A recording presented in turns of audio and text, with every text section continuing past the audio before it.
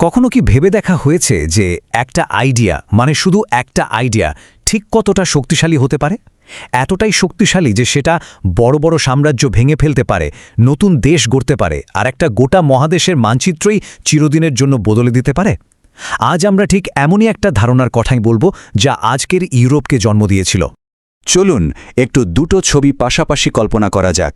একদিকে 1789 সালের ইউরোপ, যেখানে ছিল বিশাল বিশাল বহু জাতের সাম্রাজ্য আর মানুষ ছিল রাজার প্রজা, আর অন্যদিকে আজকের ইউরোপ, একেবারে পরিষ্কার সীমান্ত সহ আধুনিক সব দেশ, যেখানে মানুষ হলো দেশের নাগরিক। দুটো তো একদম আলাদা ছবি, তাই না? এই বিশাল পরিবর্তনটা হলো কিভাবে? এর পেছনে ছিল একটাই বৈপ্লবিক ধারণা, আর সেই আইডিয়ার জন্ম হয়েছিল ফ্রান্সে। ফরাসি বিপ্লব তো শুধু একজন রাজার পতন ঘটায়নি, বরং দেশ চালানোর একটা সম্পূর্ণ নতুন ধারণার জন্ম দিয়েছিল। ফরাসি বিপ্লবের এই ঘোষণাটা ছিল এক কথায় যুগান্তকারী। ভেবে দেখুন, প্রথমবারের মতো বলা হচ্ছে আসন ক্ষমতা কোনো রাজা বা ঈশ্বরের হাতে নেই, ক্ষমতা আছে জাতির হাতে, মানে জনগণের হাতে। এক ঝটকায় প্রজারা হয়ে গেল দেশের নাগরিক, আর এটাই ছিল জাতীয়তাবাদের একেবারে গোড়ার কথা। আচ্ছা, তাহলে এই জাতীয়তাবাদ জিনিসটা আসলে কি? খুব সহজ করে বললে এটা হলো একটা বিশ্বাস। বিশ্বাসটা হলো যদি একদল মানুষের ভাষা, সংস্কৃতি, ইতিহাস মানে তাদের পরিচয়টা এক হয়, তাহলে তাদের নিজেদের একটা স্বাধীন দেশ থাকার অধিকার আছে। নিজের পরিচয় আর নিজের রাজনৈতিক ভাগ্যকে জুড়ে দেওয়ার এই আইডিয়াটা যে কি পরিমাণ শক্তিশালী ছিল তা ভাবা যায় না। তো এমন একটা শক্তিশালী আইডিয়া কি শুধু ফ্রান্সে আটকে থাকবে? একদমই না। এটা আগুনের মতো, মানে দাবানলের মতো করে পুরো ইউরোপে ছড়িয়ে পড়ল। পুরো 19 শতক জুড়েই ইউরোপ ছিল এই আইডিয়ার কারণে উত্তাল। ভাবুন একবার, 1820-র দশকে গ্রিসে শুরু হলো, তারপর 1830-এ ঢেউটা পৌঁছালো ফ্রান্স আর বেলজিয়ামে, আর 1848 সাল, ওটাকে তো জনগণের বসন্ত বা স্প্রিং টাইম অফ পিপলস বলা হয়। প্রায় পুরো মহাদেশ জুড়েই সাধারণ মানুষ পুরনো রাজতন্ত্রের বিরুদ্ধে জেগে উঠেছিল, আর এরই পথ ধরে পরে ইতালি আর জার্মানির মতো দেশগুলো এক হলো। কিন্তু প্রশ্ন হলো, কারা ছিল এই আন্দোলনের পেছনে? কোনো নির্দিষ্ট একটা গোষ্ঠী কিন্তু ছিল না। ছাত্র, বুদ্ধিজীবী, শহরের শ্রমিক আর নতুন করে গড়ে ওঠা মধ্যবিত্ত শ্রেণী সবাই ছিল। এমনকি ইতালিতে কার্বোনারির মতো গুপ্ত সংগঠনগুলো স্বাধীনতার জন্য লড়ছিল। মানে এটা ছিল একটা সত্যিকারের গণজোয়ার। তো এত সব আন্দোলন, এত বিদ্রোহ, এই নতুন আইডিয়া, এর ফল কি হলো? ফল হলো নতুন নতুন দেশ তৈরি হওয়া। একটা জাতিরাষ্ট্র তৈরির প্রক্রিয়াটা কিন্তু বেশ ইন্টারেস্টিং। এর কয়েকটা ধাপ আছে। যেমন প্রথমে একটা কমন পরিচয় তৈরি করা হয়, ধরুন ভাষা বা সংস্কৃতির উপর ভিত্তি করে। তারপর সেই পরিচয়ের উপর ভর করে শুরু হয় গণ আন্দোলন। এই আন্দোলনগুলোই সবাইকে রাজনৈতিকভাবে এক করে, আর সবশেষে জন্ম হয় একটা স্বাধীন সার্বভৌম রাষ্ট্রের। আর এই পুরো প্রক্রিয়ার সবচেয়ে বড় দুটো উদাহরণ কি? ইতালি আর জার্মানির একত্রীকরণ। ভাবুন, অনেকগুলো ছোট ছোট রাজ্য মিলে দুটো শক্তিশালী দেশ তৈরি হলো। এটা ইউরোপের পাওয়ার ব্যালেন্সটাকেই একদম ওলটপালট করে দিল। আর পুরনো যে সাম্রাজ্যগুলো ছিল, যেমন অস্ট্রো হাঙ্গেরিয়ান বা অটোমান এম্পায়ার, তাদের জন্য তো এটা ছিল একটা বিরাট চ্যালেঞ্জ। কিন্তু এই গল্পের একটা অন্ধকার দিকও আছে। জাতীয়তাবাদের একটা অন্য পিঠও ছিল। যখন এই নতুন গর্বিত দেশগুলো একে অপরের সাথে প্রতিযোগিতায় নামল, তখন গর্বটা ধীরে ধীরে আগ্রাসনের রূপ নিল। এই জাতীয়তাবাদী প্রতিযোগিতা থেকে জন্ম নিল এক ভয়ঙ্কর মিলিটারি রেস। 1914 সালের দিকে জার্মানি, রাশিয়া, ফ্রান্স এই দেশগুলো লক্ষ লক্ষ সৈন্যের বিশাল বিশাল সেনাবাহিনী বানিয়ে ফেলেছিল। সবার মধ্যে একটা জেদ কাজ করছিল, প্রমাণ করতে হবে যে তারাই সেরা। আর লড়াইটা শুধু সৈন্য সংখ্যা নিয়ে ছিল না, কার কত বড় উপনিবেশ, কার নৌবাহিনী কতটা শক্তিশালী, কে ইন্ডাস্ট্রিতে কতটা এগিয়ে, সবকিছু নিয়েই ছিল প্রতিযোগিতা। একদিকে দেখুন ব্রিটেন আর ফ্রান্সের বিশাল বিশাল সাম্রাজ্য, অন্যদিকে জার্মানি শিল্প উৎপাদনের সবাইকে টেক্কা দিচ্ছে। ইউরোপের বড় শক্তিগুলোর মধ্যে এই রেশারেশিটা পরিস্থিতিটাকে একটা টাইম বোমার মতো বানিয়ে ফেলেছিল। আর এর শেষটা হলো ভয়াবহ। এই আগ্রাসী, একে অপরকে ছাড়িয়ে যাওয়ার জাতীয়তাবাদী তৈরি করেছিল প্রথম বিশ্বযুদ্ধের প্রেক্ষাপট। ভাবুন, যে আইডিয়াটা একসময় মানুষকে মুক্তি দিয়েছিল, সেটাই হয়ে দাঁড়ালো বিশ্বজোড়া ধ্বংসের কারণ।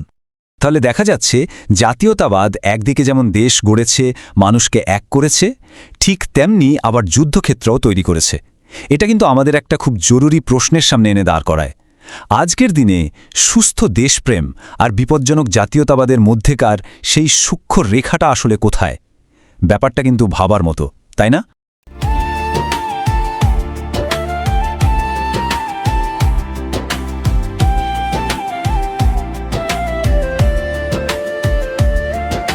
आज के समय में सिर्फ रिज्यूमे बनाना काफी नहीं है। जरूरी है कि लोग आपको समझें, आपकी स्किल्स को जानें और आपकी कहानी सुने। आज सोशल मीडिया पर जो दिखता है वही बिकता है। इसीलिए हम लाए हैं रिज्यूम एक्सप्लेनेशन वीडियो सर्विस, जहां आपका रिज्यूम ये प्रोफेशनल तरीके से ये आसान भाषा में समझाया जाता है। देखो, इससे बनती है आपकी करियर रेपुटेशन और मजबूत होती है आपकी सोशल रेपुटेशन। जब आप अपना रिज्यूम वीडियो सोशल मीडिया पर शेयर करते हैं तो लोग आपको सिर्फ नाम से नहीं, आपकी काबिलियत से पहचानते हैं। क्योंकि आपकी पहचान मायने रखती है।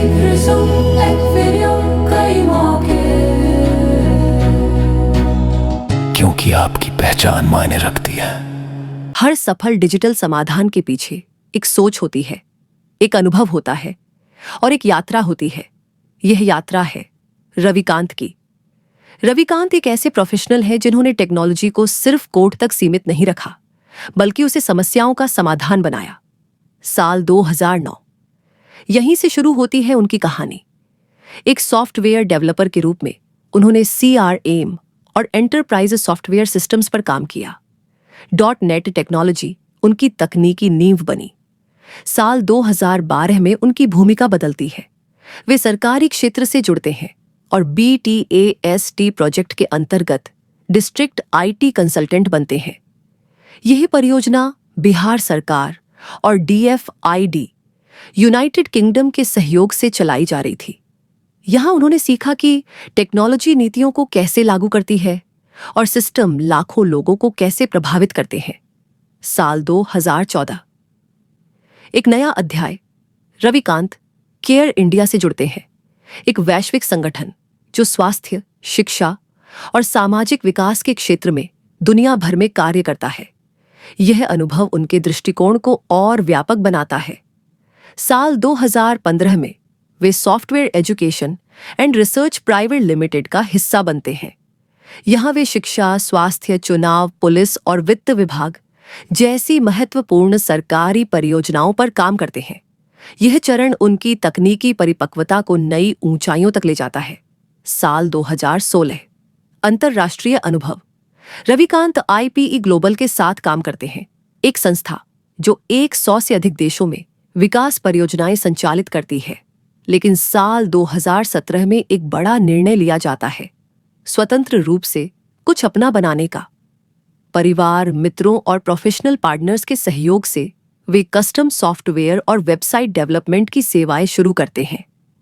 साल 2018 से उनका फोकस स्पष्ट होता है, स्कूल ERP सॉल्यूशंस, ऐसे समाधान जो स्कूलों के शैक्षणिक और प्रशासनिक कार्यों को डिजिटल, सरल और प्रभावी बनाते हैं। साल 2019 में सफल साझेदारियों के साथ यह कार्य और तेजी से आगे बढ़ता है। आज रविकांत एक बिजनेस सॉल्यूशंस प्रोवाइडर हैं। वे प्रदान करते हैं school ERP solutions, customised software development, mobile app development, professional advertisement, video making. हर प्रोजेक्ट में अनुभव, समर्पण और गुणवत्ता झलकती है। उनका personal app Ravikant Google Play Store पर उपलब्ध है और उनका YouTube चैनल ज्ञान, टेक्नोलॉजी और रचनात्मकता का एक डिजिटल मंच है। दुर्गापुर, पश्चिम बंगाल से वे देश और संस्थानों के लिए डिजिटल समाधान बना रहे हैं। ये कहानी सिर्फ बीते वर्षों की नहीं है, ये कहानी है भविष्य को डिजिटल रूप देने की। रविकांत उन प्रोफेशनल्स में से हैं जो टेक्नोलॉजी को भरोसे के साथ जोड़ते हैं। आज रविकांत उन नामों में से एक है जिन पर संस्थाएं भरोसा करती हैं, क्योंकि यहां सिर्फ सॉफ्टवेयर नहीं बनते, यहां समाधान तैयार होते हैं।